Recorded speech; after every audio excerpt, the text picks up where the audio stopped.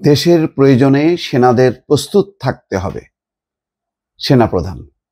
এটি অন্য যে কোনো সময় একটা স্বাভাবিক কথা হিসেবে মানুষ ধরে নিতেন, কিন্তু এখন কিন্তু সেনাপ্রধানের প্রতিটা শব্দ, প্রতিটা উচ্চারণ, প্রতিটা ক্ষেত্রে সেনাপ্রধানের বডি ল্যাঙ্গুয়েজ মানুষ বিশ্লেষণ করছে। বিশেষ করে রাজনীতি নিয়ে যাদের আগ্রহ আছে, যারা রাষ্ট্র এবং রাজনীতির সঙ্গে ওতপ্রোতভাবে জড়িত, তারা বোঝার চেষ্টা করছেন যে কি হতে যাচ্ছে সামনের দেশের পরিবর্তন। এখন একটা ক্রান্তিকাল নিঃসন্দেহে দেশ অতিক্রম করছে। 6 মাস 7 মাসের মাথায় এসেও জনজীবনের যে সুস্থিরতা সেটা কাটেনি। নির্বাচন নিয়ে এক ধরনের অনিশ্চয়তা আছে, সেটি মোটামুটি নিশ্চিত হলেও নতুন রাজনৈতিক দল, তার লক্ষ্য কি, এগুলো নিয়ে অনেকগুলো তোলপাড় হচ্ছে। সবচেয়ে বড় কথা হচ্ছে বাংলাদেশ একটি নতুন রাজনৈতিক মেরুকরণের মধ্যে যাচ্ছে। একদিকে বিএনপি, আরেকদিকে জামাত। আগের মেরুকরণ ছিল আওয়ামী লীগকে ঘিরে একটি মেরুকরণ, এখন হচ্ছে বিএনপিকে ঘিরে একটি মেরুকরণ, কিন্তু এখন সম্পূর্ণ ভিন্ন। এই ভিন্ন রাজনৈতিক প্রেক্ষাপটে পরিস্থিতিতে কোন দিকে যায়, কোন দিকে টার্ন করে, লিবারেল ডেমোক্রেটরা কি ক্ষমতা আসতে পারবে, নাকি ইসলামী দলগুলো যাদের অনেকগুলো শরিক, যারা মনে করে যে ইসলামিক রাষ্ট্র হওয়া উচিত, ইসলামী শাসনতন্ত্র হওয়া উচিত, সেই দিকে ধাবিত হবে। এগুলো নিয়ে অনেক রকম উদ্বেগ উৎকণ্ঠা শুধু দেশে না, বিদেশেও আছে। এছাড়াও দেশের বেশ কিছু ঘটনা নিয়ে ক্রমেই যে পরিস্থিতি, তাতে উদ্বেগ উৎকণ্ঠা, সেটি সেনাপ্রধানের সাম্প্রতিক একটি বক্তব্যে রাওয়া ক্লাবে তিনি যে কথা বলেছিলেন তা নিয়ে কিন্তু বিশ্লেষণ চলছে। তার পরপরই তিনি এই কথাটি বলেছেন যে সেনা সদস্যরা দেশের প্রয়োজনে স্বতঃস্ফূর্তভাবে দায়িত্ব পালন করবে এবং প্রয়োজনে নিজেদের জীবন উৎসর্গ করতে প্রস্তুত থাকতে হবে বলে জানিয়েছেন সেনাপ্রধান জেনারেল ওয়াকারুজ্জামান। বৃহস্পতিবার সকাল 9:30টায় বাংলাদেশ ইনফ্যান্ট্রি রেজিমেন্টাল সেন্টারে 7ম কর্নেল অব দ্য রেজিমেন্ট হিসেবে অভিষিক্ত হয়েছেন সেনাবাহিনীর প্রধান জেনারেল ওয়াকারুজ্জামান। এর মধ্য দিয়ে সেনাপ্রধান বাংলাদেশ ইনফ্যান্ট্রি রেজিমেন্টাল সেন্টারের অভিভাবকত্ব গ্রহণ করলেন।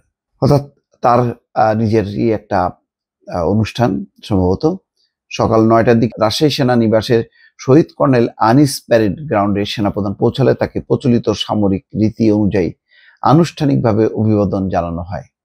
একটি চৌকস দল গার্ড অফ অনার প্রদান করে। এরপর সেনাবাহিনীর প্রধানকে কর্নেল র্যাঙ্ক পরিয়ে দেওয়া হয়। এরপর সেনা প্রধান বক্তব্য রাখেন। যাক, তিনি নানা ডিপার্টমেন্টাল বক্তব্য রেখেছেন। তারপরে যেই কথাটি বলেছেন যে দেশের প্রয়োজনে জীবন উৎসর্গ করার মতন একটি মানসিক প্রস্তুতি থাকতে হবে।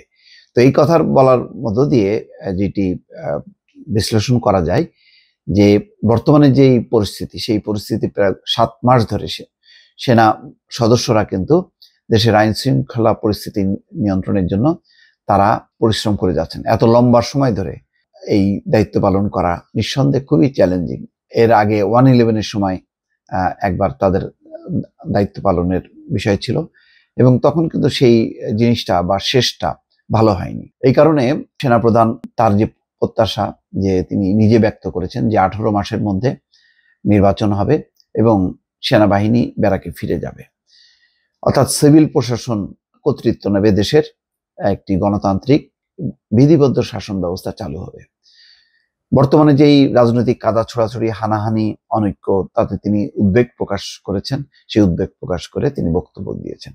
পিলখানার হত্যাকাণ্ড নিয়ে নানা জনের নানামুখী বক্তব্য, উত্তেজনাকর একটি অবস্থান, সেই ব্যাপারেও তিনি যে প্রচলিত যেই বিচার, তারপরে আস্থা রেখেছেন, বিচারিক কার্যক্রমের উপর আস্থা রেখেছেন। তারপরেও তিনি বলেছেন যে এই ব্যাপারে যে কমিশন, সেই কমিশন তদন্ত করছে, কিন্তু এর বাইরে কোনো বক্তব্য না রাখার জন্য তিনি আহ্বান করেছেন। এবং শুধু তাই না, তিনি বলেছেন তাকে এবং সেনাবাহিনীকে আক্রমণ করা হচ্ছে, তিনি সহযোগিতা প্রত্যাশা করেছেন এবং অত্যন্ত বোঝাই যাচ্ছে যে বিরক্ত হয়েছেন এবং তিনি উদ্বিগ্ন হয়েছেন। সার্বিক পরিস্থিতিতে একটা টলমল একটি অবস্থা, যে অবস্থা নিয়ে সাধারণ নাগরিকদের মধ্যেও উদ্বেগ উৎকণ্ঠা আছে। সুতরাং ভবিষ্যতেও যে আরেকটি পরিবর্তন, অর্থাৎ একটি গণতান্ত্রিক পরিবর্তন, সেই পরিবর্তনেও সম্ভবত সেই পরিবর্তন না আসা পর্যন্ত সেনাবাহিনী তার দায়িত্ব পালন করবে। সেই কারণেই তিনি ওই বক্তব্যটি দিয়েছেন যে দেশের প্রয়োজনে জীবন উৎসর্গ করার মতন মানসিক প্রস্তুতি থাকতে হবে। দর্শক ভালো থাকবেন, আল্লাহ হাফেজ।